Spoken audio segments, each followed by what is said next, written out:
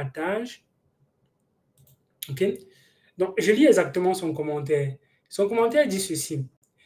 Il n'y a pas besoin, il y a besoin d'aucune formation, juste d'investir dans des projets solides, point barre. Faire ses propres recherches, savoir et avoir une forte conviction. L'argent n'a pas besoin de ruisseler dans leur poche avant d'investir dans quoi que ce soit. Arrêtez d'être bête. Donc voilà le commentaire que quelqu'un a fait sur la vidéo où je dis comment ça pour arriver à 1 million de dollars. Donc, ce qu'il dit concrètement, c'est que vous n'avez pas besoin de payer quelqu'un pour prendre la connaissance chez cette personne. Vous avez simplement besoin de savoir quels sont les projets qui ont des fondamentaux, les projets solides et d'y investir. La première question qu'il faut se poser dans ce genre de raisonnement, c'est qu'est-ce qu'on appelle un projet solide? Qu'est-ce qu'on appelle un projet solide? Parce que plusieurs personnes sont dans l'écosystème crypto-monnaie aujourd'hui. Quand ils entendent un projet dont on parle partout, on parle dans les groupes, au fur et à mesure pour eux, c'est un projet solide. Donc, plus un projet fait du bruit, plus le projet devient donc solide. Donc, à cette personne-là, comment est-ce que, si la personne m'écoute, qu'il réponde à la question, comment est-ce qu'on qualifie un projet de solide? Qu'est-ce qu'on met dans le mot solide concrètement? Moi, ce que je mets dans le mot solide, moi, je vais donner toujours mon avis par rapport à, en fait, et ma définition des choses. Donc, dans ce que je mets dans solide, un projet est solide pour moi si plusieurs choses sont rassemblées, sont réunies pour ce projet. Tout projet dans l'écosystème crypto-monnaie a une idée. Quelle est l'idée de cette crypto-monnaie, l'idée de ce projet? Qu'est-ce qu'ils veulent faire? C'est ce qu'on appelle donc l'idée. L'idée pour Cardano, c'est de créer une blockchain qui va répliquer les fondamentaux de la blockchain du Bitcoin, UTXO pour les transactions, pour justement apporter un peu plus de flexibilité, plus de scalabilité et plus de décentralisation dans l'écosystème blockchain. Voilà au départ fondamental le projet, l'idée du projet Cardano. Okay? L'idée, c'est de mettre sur pied un projet qui va pouvoir apporter de l'énergie, pour pouvoir développer d'autres types de transactions et ouvrir d'autres potentiels à la blockchain. Et c'est pour ça qu'on va mettre sur pied des machines virtuelles en combinant la puissance des ondes, créer une puissante machine de calcul qui est décentralisée. Et cette puissante machine de calcul peut donc exécuter les actions. Et ces actions qui sont exécutées vont être des petits programmes qui vont être stockés sur cette machine-là pour s'exécuter au fur et à mesure qu'il y aura des actions externes qui vont être demandées par la machine. Classique des EVM, donc des machines virtuelles. Les machines virtuelles existent et depuis, ils vont donc créer une machine virtuelle qui est plutôt décentralisée et c'est comme ça que Ethereum voit le jour. Donc, voilà l'idée d'Ethereum. Quand on va dans n'importe quel projet, il faut toujours se poser la question de l'idée de ce projet. Ils sont venus pour faire quoi concrètement? Si vous cherchez ça dans le projet dans lequel vous êtes et que vous ne trouvez pas, c'est qu'il y a problème. Que vous êtes entré pour une mauvaise raison. Vous ne connaissiez pas pourquoi vous entrez. Vous entrez simplement parce que vous avez entendu parler autour de vous, vous avez entendu les uns et les autres dans les différents groupes et vous avez acheté. Donc, chacun va donner une définition à ce mot solide. Qu'est-ce qu'on met dans un projet solide? Et moi, je dis ce que je pense de projet solide. Première chose, c'est l'idée. La deuxième chose, c'est quel est le rôle que ce projet apporte dans l'écosystème crypto-monnaie. Parce que je prends l'écosystème crypto-monnaie comme un puzzle, pas forcément un écosystème qui va compétir avec Internet de demain.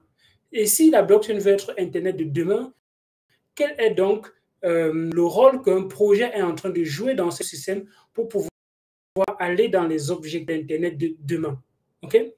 Et quand tu te poses la question dans ce sens-là, tu essaies de demander quels sont les besoins pour que la blockchain devienne l'écosystème et l'Internet de demain. Et dès que tu comprends ça, tu peux justement savoir quelle est la place que telle ou telle crypto-monnaie joue dans cet écosystème. De blockchain de façon générale, on voit Cardano. Cardano permet déjà aux gens qui sont sur la blockchain de Bitcoin d'avoir une alternative, ok, d'être un peu plus rapide, des transactions un peu de moindre coût, ainsi de suite, ainsi de suite. Ça permet déjà un autre type de consensus qui était beaucoup plus, qui est basé sur, qui est beaucoup plus facile d'être validateur sur la blockchain de Cardano par rapport au minage sur la blockchain de Bitcoin. Pour être validateur sur la blockchain de Cardano, on n'a pas besoin de Cardano. C'est une des blockchains qui est assez facile à valider aujourd'hui et justement, c'est pour ça que Cardano reste encore l'une des blockchains. Quelle est la place que Ethereum occupe dans cet écosystème? Ethereum, avec sa machine virtuelle, permet à d'autres services de revenir construire quelque chose en se basant sur cette forte puissance de calcul de la machine virtuelle. Quelle est la place que, par exemple, un projet PancakeSwap joue dans cet écosystème et d'effectuer les transactions sans devoir dépendre d'un exchange centralisé? Quelle est la place que Chainlink joue? L'écosystème blockchain a besoin des informations hors blockchain, alors Chainlink va permettre de prendre les informations hors blockchain, de les rendre disponibles sur la blockchain pour permettre aux smart contrats de pouvoir, en faisant le gaming, en faisant par exemple même le lending, parce qu'on va calculer quel est le prix actuel et quel est ton collatéral. Est-ce qu'on doit liquider? On a besoin des oracles pour connaître le prix.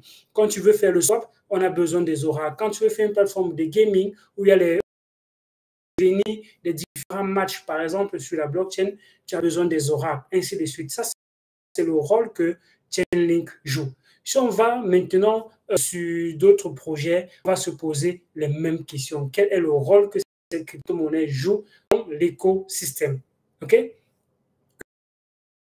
Une fois qu'on cherche maintenant à savoir quelles sont les personnes qui sont derrière ce projet. Est-ce que les personnes qui sont derrière ce projet, ce sont des personnes qui sont fiables?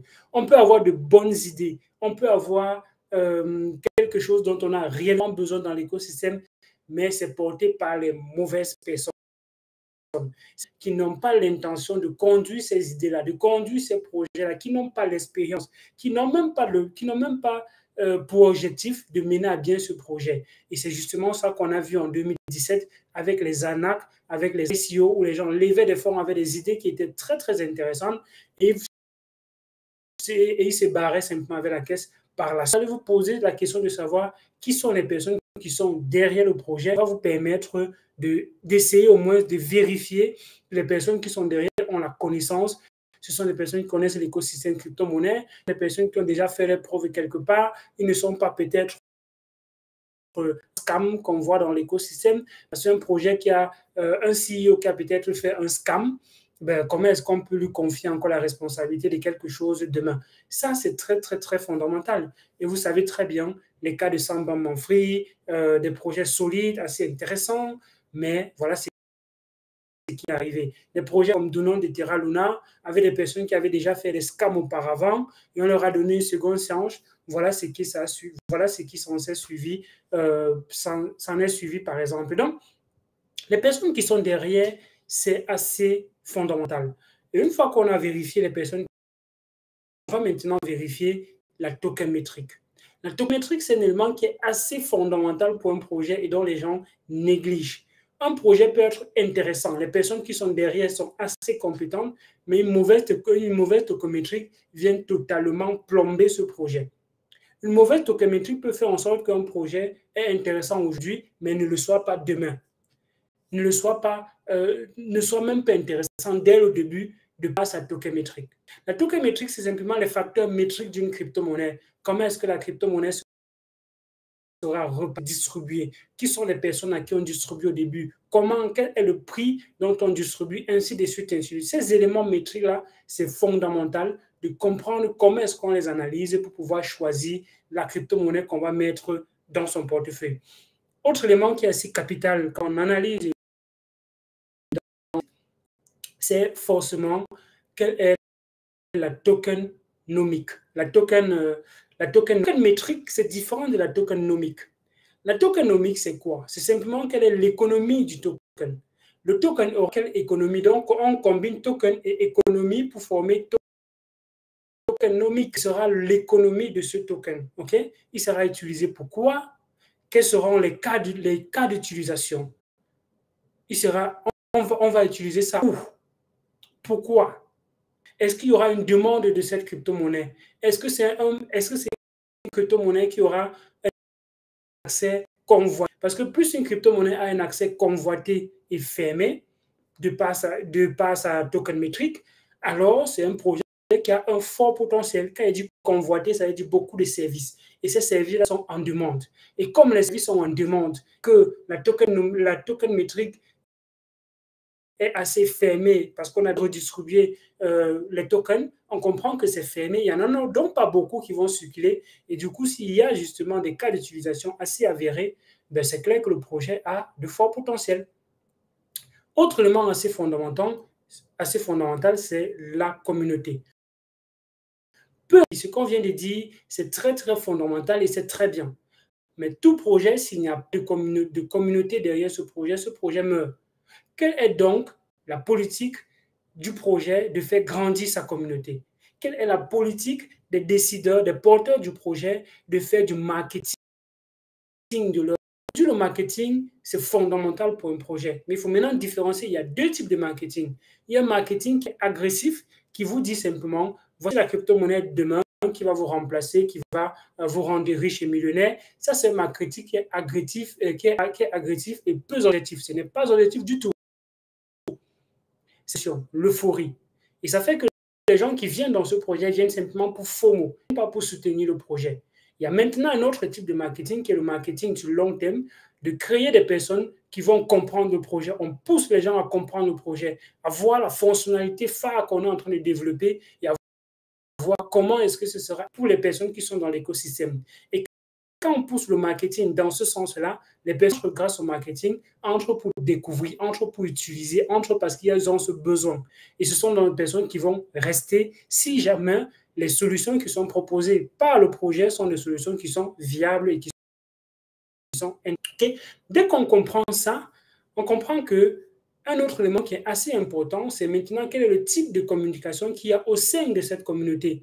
Vous n'allez pas être dans un projet où, à chaque fois qu'on veut passer un message, on met forcément le monde, on met forcément le message comme quoi ce sera demain, ce sera la crypto va vous rendre riche. Chaque message, chaque fois qu'on passe un message, une communauté, quelque chose, un communiqué, bref, on met forcément l'argent en avant. Tu poses les questions dans le groupe Telegram, on ne te répond pas. Tu cherches un peu à comprendre les éléments techniques d'un projet, on ne te répond pas. Les personnes qui sont dans le groupe, qui sont là pour se faire de l'argent. Ils ne sont pas là pour aider les autres à comprendre. Ça, ce n'est pas une bonne communauté. Une bonne communauté, c'est une communauté dans laquelle les personnes qui ont l'information aident d'autres personnes à comprendre un moyen pour eux d'embarquer d'autres personnes dans cette communauté. Et quand on a le sentiment d'embarquer d'autres personnes dans la communauté et que bien d'autres personnes comprennent justement ce qui est en train de se passer dans ce projet, ils vont donc être axés dans la communication, dans l'information. Ils vont vous informer pour que vous puissiez comprendre réellement ce qui se cache derrière le projet et décider par vous-même d'embarquer ou pas dans un projet de qualité. Parce que quand il dit il faut simplement choisir un projet, il faut simplement choisir un projet solide et acheter. Qu'est-ce qu'on met dans solide? Voilà ce que moi je mets dans solide. Si je coche tous ces éléments et que je vois que rouge, la majorité, à 90% de ces éléments, voilà, je pense que je peux y aller. Un autre très important, c'est le roadmap. La roadmap est fondamentale dans un projet. Pourquoi? Parce que ça vous permet de comprendre, bien qu'ils veulent construire cette grande, ok, ils commencent par quoi? Ils sont déjà à quel niveau? La roadmap te permet de savoir quelle est l'évolution de ce qu'ils sont en train, quelle est l'avancée de ce projet, de ce qu'ils sont en train de vouloir faire. Ils veulent bien construire tout un grand écosystème, toutes ces belles choses, mais comment est-ce diviser ça par étapes? Est-ce qu'ils respectent les étapes dont ils ont subdivisé? S'ils ne respectent pas les étapes, ça veut dire qu'ils ne maîtrisent même pas ce qu'ils sont en train de dire, qu'ils ne maîtrisent même pas ce qu'ils sont en train de faire. C'est un peu comme un chef de projet qui a toute une équipe et il ne sait pas comment il va diviser les tâches pour son équipe pour qu'on arrive à un objectif global à la fin. Ça n'a pas de sens. un bon chef de projet, il sait comment il va diviser les tâches et il sait les tâches qui sont importantes et il sait comment est-ce qu'on doit les exécuter jusqu'à arriver à un objectif final qui est justement le produit qu'on veut réaliser. Donc, si dans votre projet, il n'y a pas ça, posez-vous des questions. Et si vous évaluez la roadmap qu'ils ont mis depuis un bon bout, la roadmap est statique, posez-vous les questions. Qu'est-ce qu'ils sont donc en train de faire depuis? Qu'est-ce qu'ils ont fait depuis et qu'ils sont en train de faire maintenant pour la suite? Pendant la période de bear market, on va remarquer que les projets construisent. Projets construisent pendant le bear market, la construction. Si un projet est mort pendant le bear market, ne pensez pas qu'il va se relever pendant le bull run. Si un projet est mort pendant que d'autres personnes étaient en train de construire, ne pensez pas qu'il va se relever quand tout le monde sera en train de se relever là. Non, on construit pendant le bear market parce que de comprendre que vous n'allez pas vous focaliser sur le prix, mais plutôt sur ce qu'on est en train de construire. Et quand les gens sont désespérés et qu'ils ne voient pas de lueur d'espoir de quelque chose, ils vont vendre la crypto-monnaie, ils vont partir. Et ça va maintenant rester sur ceux qui vont être fanatiques, ceux qui vont être in love avec la crypto-monnaie, ce projet, sans rien comprendre, sans rien surveiller. Ils vont simplement être dans un groupe de plus comme ça, ils voient encore les messages par-ci par-là et ils sont contents que le projet n'est pas mort. Pourtant, le projet est déjà mort. Et ils sont simplement fanatiques. Parce qu'ils ont déjà peut-être trop perdu de cette crypto-monnaie. Ils vont dire, gars, si je sors maintenant, je perds tout mon argent. Donc, autant mieux rester seulement parce que plusieurs personnes sont devenues holders dans cet écosystème crypto-monnaie parce qu'ils ont fait un trading qui a foiré. Tu as acheté une crypto-monnaie en espérant que tu vas te faire x10 dans les prochains jours. Tu ne te fais pas x10 et tu te retrouves entre ces crypto-monnaies. Tu ne holdes pas parce que tu voulais holder, mais tu holdes simplement parce que tu as fait un trade qui a foiré et tu es contraint maintenant de holder. Même jusque-là, il faut avoir le courage de dire non. Il faut avoir le courage de vendre cette crypto-monnaie et aller vers d'autres choses, et aller chercher autre chose qui seront plus intéressantes parfois. Quand on reste dans un projet qui est mort et qu'on ne sait même pas qu'il est mort, en réalité, qu'est-ce qu'on a en fait? Tu es dans un projet, tu ne sais même pas qu'il aime que... En fait, tu es dans un projet, mais tu ne sais même pas que c'est déjà mort, en fait.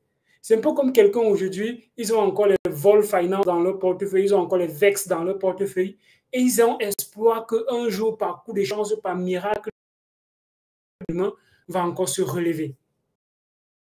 C'est bien possible, mais quelle est la probabilité? La probabilité est presque zéro. La probabilité est presque zéro. Et c'est ce genre de projet que vous voulez holder? Non, on hold les projets qui ont une grande probabilité. Quels sont les éléments qui augmentent dans ces probabilités-là? Quels sont les éléments un peu plus confiants qu'on est en train de surfer sur la bonne vague? On n'est pas en train de faire quelque chose qui va nous amener forcément dans les désillusions. OK? Voilà ce que je mets dans un projet qui est solide. Parce que quand quelqu'un dit achète simplement, on n'a pas besoin de formation, on achète simplement un projet qui est solide. Et pour comprendre tout ce que je viens de dire, ce n'est pas facile du tout. Ce n'est pas facile d'analyser le projet, ce n'est pas facile de comprendre ce qui se cache derrière une crypto. Ça demande beaucoup de temps. Et le temps, justement, c'est ce que les gens n'ont pas. Plusieurs personnes ne veulent même pas donner du temps. Quand ils arrivent dans l'écosystème crypto, ils veulent directement parce qu'ils ont vu des gens à côté qui sont devenus très, très riches et ils se disent pourquoi pas moi? Et qu'ils arrivent dans l'écosystème crypto, ils veulent directement passer à l'action sans comprendre qu'il faut du temps pour comprendre un certain nombre de choses. Et ce temps que tu refuses de prendre, d'allouer pour devenir une meilleure version de toi, prendre cet écosystème, ben ce temps, tu risques de le payer demain. Tu vas le payer demain, tôt ou tard, tu vas le payer. Premièrement, tu peux le payer parce que tu vas perdre de l'argent. Deuxièmement, tu peux le payer parce que tu peux être extrêmement riche sur des projets et tu ne sais pas comment te comporter après. Et justement, tu payes encore toutes ces richesses-là comme ce qui est arrivé dans le bull run. Parce que tu es devenu riche avec une crypto-monnaie que tu penses que c'est la fin. Non, c'est pas simple. C'est facile de faire x100 avec un projet, mais c'est difficile de conserver ce x100-là par la suite. Tu peux faire x100 avec un projet et tu repères ça tout simplement le lendemain. Et pendant le bull run de 2017, fois presque 200 avec un projet et j'ai reperdu cela par la suite près de 26 000 $. 26 000 $. Et je pense que j'ai déjà partagé cette histoire avec vous à suffisance sur la chaîne. Donc,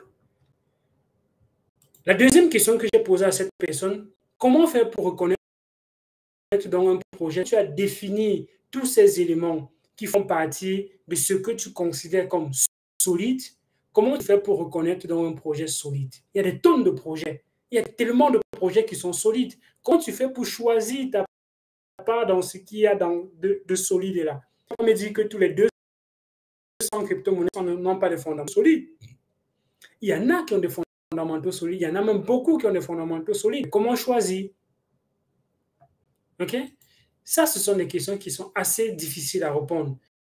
Et maintenant, une fois que tu as bien choisi, mais comment tu investis? J'ai partagé dans la vidéo de comment quitter de 100 à 200 de 100 $ à 1 million de dollars. Comment est-ce qu'on fait pour investir? Un type de portefeuille et on essaye maintenant de maximiser l'un au détriment de l'autre. D'un portefeuille pour accumuler l'autre et réduire comme ça son temps d'exposition dans l'écosystème. Et ça, c'est de la stratégie. Et les stratégies, il y en a plusieurs. Si tu ne sais même pas comment la finance décentralisée fonctionne, si tu ne sais même pas comment staker une crypto-monnaie, si tu ne sais même pas comment tu peux connaître pour fournir de la liquidité, si tu ne sais même pas qu'il y a les plateformes de lending, si tu ne sais même pas tout ce système-là, comment tu fais? Comment tu fais? Donc, pour moi, je ne comprends pas comment les gens peuvent avoir ce genre de raisonnement encore aujourd'hui dans un écosystème qui est assez vaste et tellement d'informations et tellement cet écosystème dont moi-même je ne connais même pas tout. Mais on me dit que tu n'as même pas besoin de formation, tu n'as besoin de rien. Et quand je parle de la formation, il ne faut pas me confondre, il ne faut pas mal prendre ce que je dis. Je ne suis pas en train de dire aux gens que vous devez payer la formation chez Esconjo. Non, ce n'est pas ce que je dis. Je ne suis pas une personne qui est là pour vendre mes formations. Je suis une personne qui vous dit ce dont vous avez besoin. Et si vous pensez que ce sont les formations d'Elvis Conjo dont vous voulez, les formations sont disponibles. Et j'ai dit dans la vidéo, vous pouvez vous former de plusieurs façons. Quand quelqu'un regarde une vidéo comme celle-ci, quand une personne regarde d'autres vidéos qu'il y a sur la chaîne, ou bien d'autres youtubeurs qui parlent bien évidemment de qualité de contenu, parce qu'il ne faut pas suivre les vidéos, les youtubeurs qui sont simplement là pour dire achetez ci, achetez ça, parce que majoritairement, ces vidéos-là, ce sont des vidéos qui sont sponsorisées. Les personnes ont payé, les ont payé à raconter des belles choses par rapport à ces projets-là, dont eux-mêmes, ils n'ont même pas investi, ils ne croient même pas, ils sont simplement en train de dire des choses pour se faire de l'argent. Et si je partage même mon écran ici, et je vous montre ma boîte mail, vous allez voir comment je reçois de ces offres chaque jour. Il ne se passe pas une journée sans qu'un projet dans l'écosystème crypto-monnaie me contacte pour faire la publicité chez toi. On voudrait avoir 30 secondes de publicité chez toi. Que tu fasses une petite vidéo courte de 30 secondes où tu mets notre projet en avant.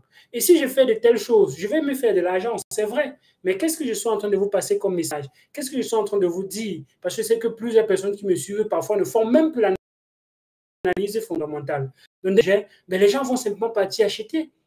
Pourtant, ce sont des projets dont moi, je n'y crois pas. J'ai simplement une vidéo simplement pour chiller le projet et me faire de l'argent derrière. Et je ne suis pas prêt à sacrifier cette communauté pour ce genre de projet, pour ces choses. Non, je ne suis pas prêt à sacrifier. Je ne sacrifie pas cette communauté. Et je ne vous sacrifierai pas pour des choses dont moi-même je... Donc, c'est pour ça qu'il faut faire très attention par rapport au type de personnes que vous avez sur les réseaux sociaux. Quels sont les genres de projets dont ils vous parlent? Quel est le type de langage qu'ils ont? Est-ce qu'ils sont simplement là pour vous faire miroiter la richesse, que non, voici des projets qui vous rendent riches, ainsi de suite? Faites très attention. Sur la chaîne, j'ai toujours essayé d'être rationnel, de vous partager les informations, pour mettre la puce aux oreilles, d'analyser et choisir consciemment les projets dans lesquels vous allez. Ça, c'est le but de ma chaîne. Le but de vous éduquer et non de vous utiliser pour me faire de l'argent. Ce n'est pas ça le but. Le but de ma chaîne, c'est de vous éduquer. OK? Donc, si le but de ma chaîne est de me faire de l'argent, ce que vous recevez, une publicité chaque jour, et moi, ça paye très cher. Ça paye très cher parfois ces publicités. Très cher. Et je refuse tout cet argent-là parce que je ne veux pas vous sacrifier. Donc, quelqu'un qui est donc en train de suivre des vidéos de qualité est effectivement en train de se former. Quelqu'un qui va lire un article de qualité par rapport à un sujet est en train de se former. quelqu'un qui va lire quelque chose d'éducatif par rapport, écouter une émission concernant la blockchain, concernant la crypto-monnaie, concernant un projet, concernant l'avancée, il est en train de se former. Ne pensez pas que la formation, c'est forcément aller vers un formateur, donner l'argent et regarder les vidéos qu'il a. Ça, c'est une façon de se former. On peut se former gratuitement. Et je vous rappelle encore, et je dis encore, moi, dans l'écosystème crypto-monnaie, je n'ai pas pris de formation. Je suis autodidacte, je me suis formé moi-même. Et ça a été un peu facile pour moi parce que j'ai la connaissance déjà technique, vu que je suis développeur, je suis informatique. Choses techniques, là, je comprends un peu plus facilement. Donc, ça a été un peu plus facile pour moi de comprendre. Mais je sais que ce n'est pas forcément le cas avec vous. Ce n'est pas forcément le cas avec tout le monde qui me suit. Donc, je ne vais pas espérer que tout le monde ait ce même chemin-là, ait ce même niveau de compréhension que moi j'ai eu, bien évidemment. Ce n'est pas possible. Okay? Et voilà pourquoi les formations comme ça, vous pouvez retrouver sur formation.elviscondio.com. Vous allez retrouver ces formations parce que c'est digeste, c'est plus facile. Et vous allez remarquer que Elvis utilise le langage simple, vraiment très, très simple pour permettre de comprendre véritablement cet écosystème. Donc, quand on a posé la question de comment investir, le comment investir est assez fondamental. Parce qu'on peut te dire, une crypto-monnaie est très intéressante, est très bonne, elle a les fondamentaux assez solides, mais comment investir? Pourtant, de savoir que tu ne dois pas entrer tout d'un projet. On te dit, même si on te dit que le projet là va faire fois 1 million demain, tu n'entres pas tout dans ce projet. Il faut avoir toujours de la réserve, toujours avoir de la jugeote, toujours ne pas FOMO en fait, ne pas avoir cette peur-là, la peur de rater quelque chose. Les opportunités dans le système, il y en a, il y en aura. Tu rates une opportunité, il y en aura d'autres. Rater une opportunité veut tout simplement dire être prêt à saisir la prochaine. Pour moi, c'est comme ça que je vois la vie. Quand je rate une opportunité, je ne reste pas derrière cette porte qui est fermée là. Je me dis, je suis prêt, est-ce que je suis prêt à saisir la prochaine? Ne faites pas du faux mot. Je sais qu'on va parler, on va dire ça n'importe comment, en n'importe quel langage. Don't do faux mot. Ne faites pas du faux mot. Parce que le faux mot, c'est une des choses qui font que plusieurs personnes perdent l'argent au système. Parce qu'ils ont vu un ami devenir riche rapidement, pas moi. Ils vont donc emprunter l'argent, aller mettre dans les crypto-monnaies. Erreur. Erreur. Erreur. Donc, le comment, c'est très important. Et j'ai également posé la question à savoir, quelle stratégie tu appliques quand tu es un investisseur? La stratégie est plus importante, en fait, comme bon nombre de choses ont dit dans cette vidéo jusqu'à présent. La stratégie. Comment tu combines, comment tu développes ta stratégie? Quel est le temps que tu alloues dans ton portefeuille? Comment tu sécurises ton portefeuille? C'est important. C'est important. C'est important de savoir que peu importe ce que tu fais, tu dois toujours essayer d'être liquide. Même si c'est $1, même si c'est $2, tu dois essayer d'être liquide. Parce que être liquide, ça va te permettre de saisir d'autres opportunités. Et pour rester dans le liquide, qu'est-ce qu'il faut faire? Parce qu'on voit là, non, on est déjà argent pour investir. Oui, pourquoi? On arrive au fond, tu n'as plus l'argent pour investir. Pourquoi? Pourquoi tu n'as plus l'argent pour investir? Ça veut dire que tu n'as pas une bonne stratégie. Parce qu'une bonne stratégie aurait fait en sorte que, à tout moment, tu essayes de voir ce que tu fais, c'est 5%. Tu récupères même 1% de profit, mais des côtés, tu stabilises. Même si c'est 1%. Et il faut parfois éviter d'être trop gourmand.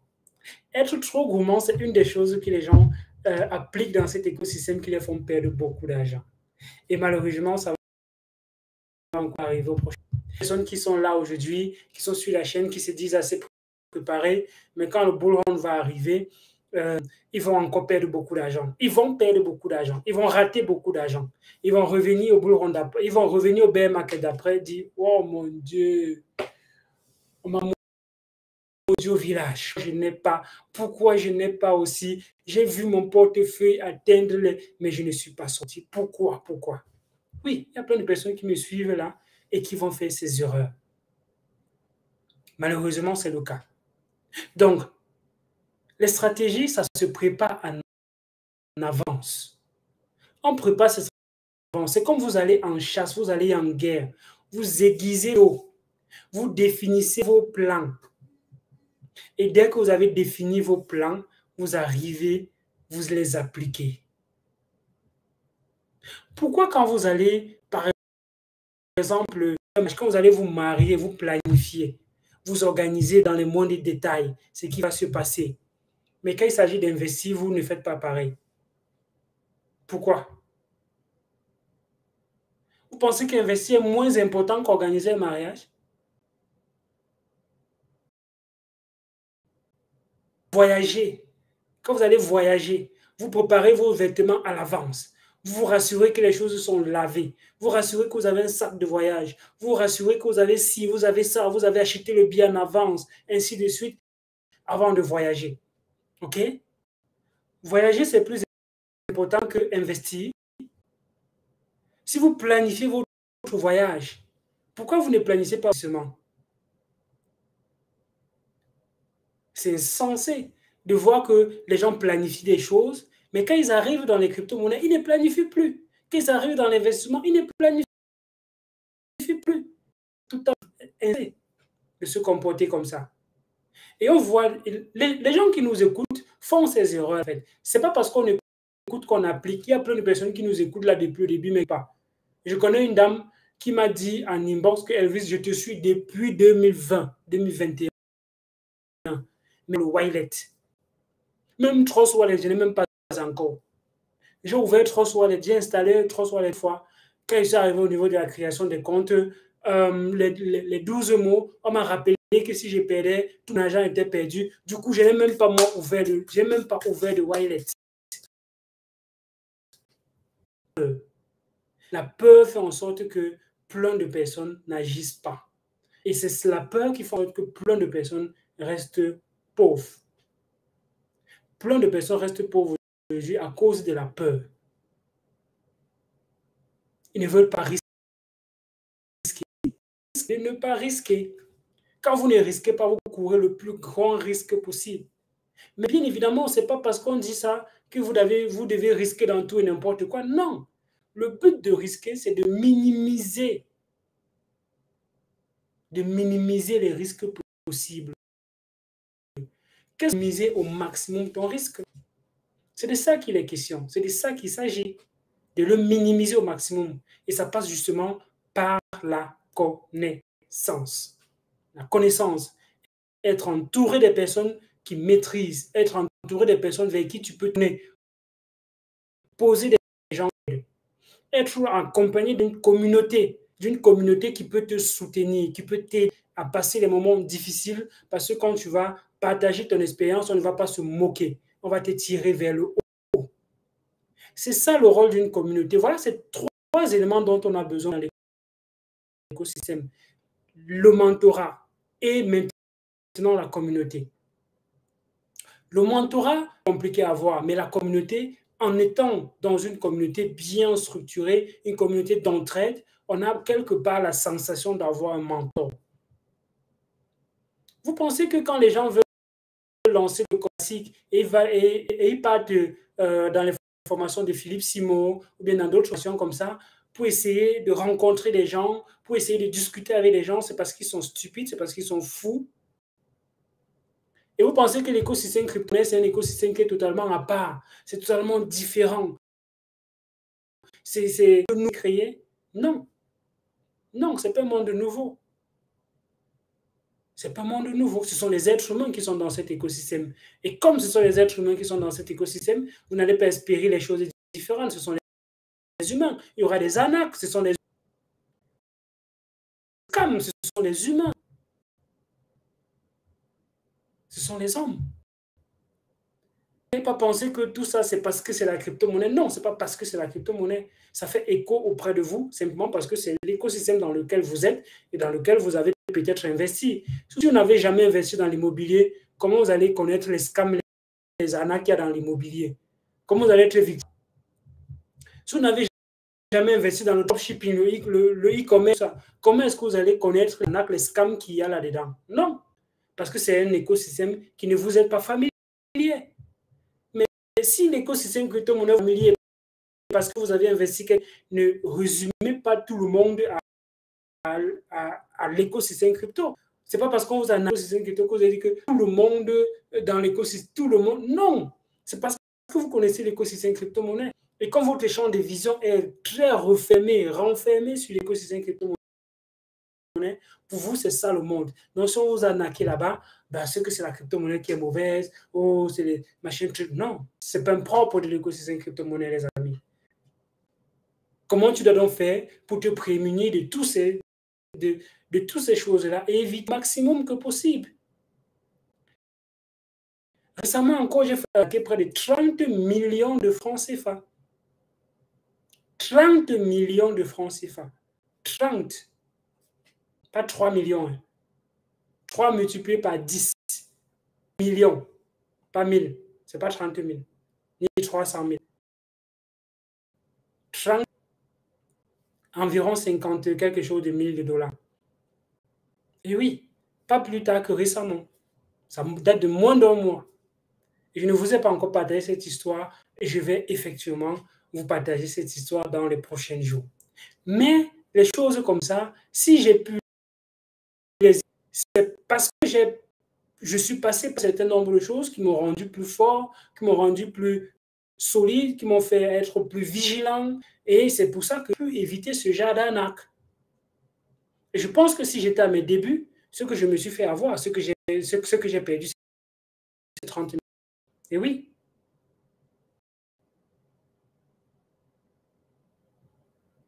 Est-ce que je vais dire que c'est la crypto-monnaie qui est mauvaise? Non. Ce n'est pas la crypto-monnaie qui est mauvaise. Ce n'est pas la crypto-monnaie. C'est l'être humain qui va user de tous les moyens qui sont à sa disposition pour pouvoir. C'est la mentalité humaine. Il faudrait toujours être rationnel. Il faudrait toujours découpler des choses-là. Découper les informations.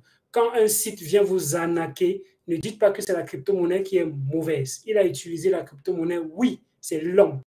C'est l'humain qui vous a arnaqué, ce n'est pas la crypto-monnaie. C'est toujours l'humain qui arnaque, ce n'est pas la technologie qui arnaque, c'est l'humain. Quelqu'un crée un robot qui va vous tuer. Le problème, ce n'est pas le robot, c'est la personne qui a créé le robot parce qu'il a seulement donné l'intention à ce robot de le faire, en fait. Ce n'est pas le robot, c'est l'humain.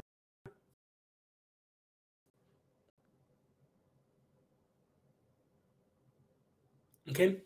Donc, les amis, portez-vous bien. On va s'arrêter ici pour aujourd'hui. J'espère que vous avez compris beaucoup de choses qui est simplement partie de la réponse de la question que cette personne a posée en commentaire. En fait, ce n'est même pas la question, commentaire qu'il a faite sur la vidéo que j'ai faite pour permettre de passer de 100 $ à 1 million de dollars, qui est pour moi possible si vous développez la stratégie et la patience dont on a parlé dans la vidéo précédente. Dites-moi ce que vous pensez en commentaire de cette vidéo.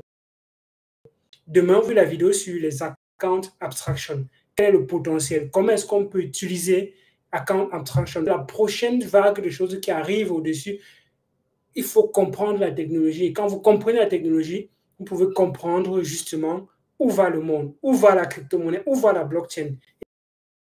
Et ce n'est qu'en ce moment-là que vous serez différent de d'autres personnes qui vont arriver et ils vont simplement lire les choses, entendre des trucs et rien comprendre. Donc, restez scotché, partagez la vidéo et permettez à d'autres personnes de comprendre aussi ce qui se passe derrière les cryptos. OK. Tout ça, on dit qu'on ne doit pas se former. OK.